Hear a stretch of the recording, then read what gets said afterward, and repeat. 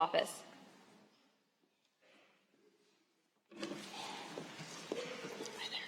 Hi. Please raise your right hand and repeat after me.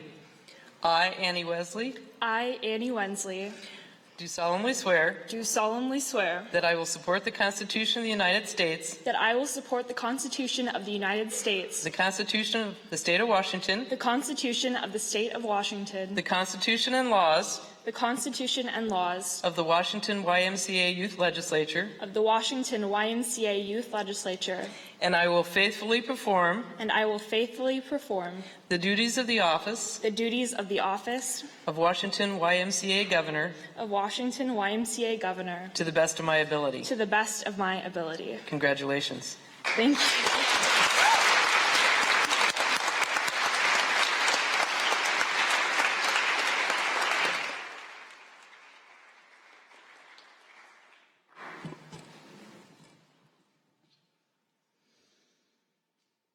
Thank you.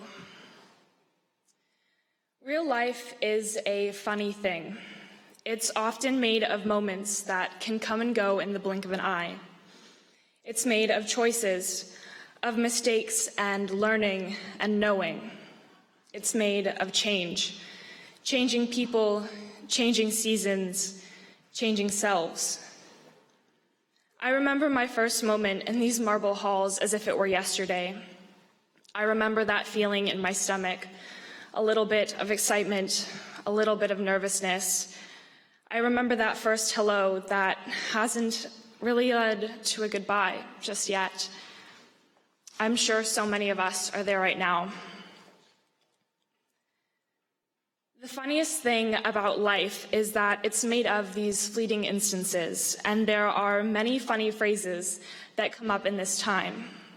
Like when people say, "This is your moment," as if we have one singular moment. While life may in fact be fleeting and we may feel as if our time goes too quickly to grasp, we come to understand that while these moments may not last long, the memories and the feelings they create last longer than anything else. In this time that we have together, we are forced to make choices. We may have a spark of courage when we raise our placard. In that instant, we can choose to stand up for what we believe. We choose to take a risk, to make a difference, to advocate for change. At some point over the next few days, you may see someone standing or sitting alone. You will need to make a choice between stopping or continuing walking. You will have the opportunity to extend your hand and say, "Hi." It's the moments where we don't take that chance that we regret the most. When the north doors of the Capitol opened today, it may have seemed like we have an infinite number of moments together. But I know that in 4 days, when I have the privilege to address you one last time, those moments will turn into memories. With that, I ask you to remember.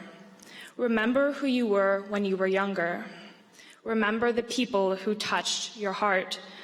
Remember how and why you became who you are today. These people, no matter how many moments you had with them, taught you something and impacted you in some amazing manner. They changed your world. We reach a point in our lives when we realize something. There is no replay button. There is no turning back, and it is so important. If you in fact have one chance, only one moment, will you take what you learned from them and realize that you have the power to be this person for someone else? I know that you can.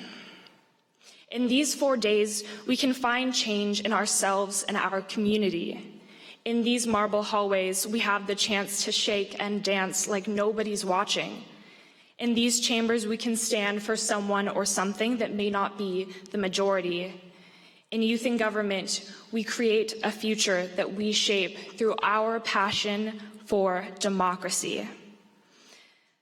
This moment has come, and now you have your chance. You already know what to say, even if it's different from someone else.